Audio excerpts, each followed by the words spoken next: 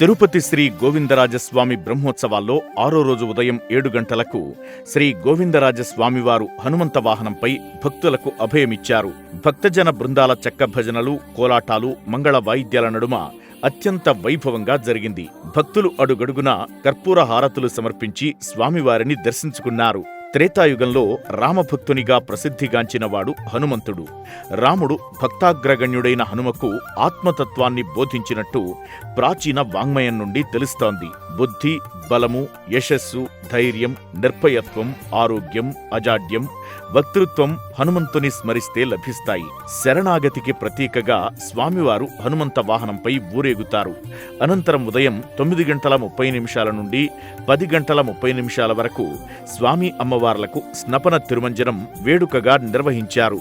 ఇందులో పాలు, పెరుగు, తేనె, చందనం, కొబ్బరి నీళ్లతో అభిషేకం చేశారు. తిరుపతి శ్రీ గోవిందరాజస్వామివారి బ్రహ్మోత్సవాల్లో 6వ రోజు రాత్రి 7 గంటలకు శ్రీ గోవిందరాజస్వామివారు గజవాహనంపై అభయమిచ్చారు. భక్తులు అడుగడుగునా కర్పూర హారతులు సమర్పించి స్వామివారిని దర్శించుకున్నారు. హైందవ సనాతన ధర్మంలో రాజసానికి రణరంగంలో గాని, రాజదర్బారులో గాని, ఉత్సవాల్లో గాని గజానిదే అగ్రస్థానం.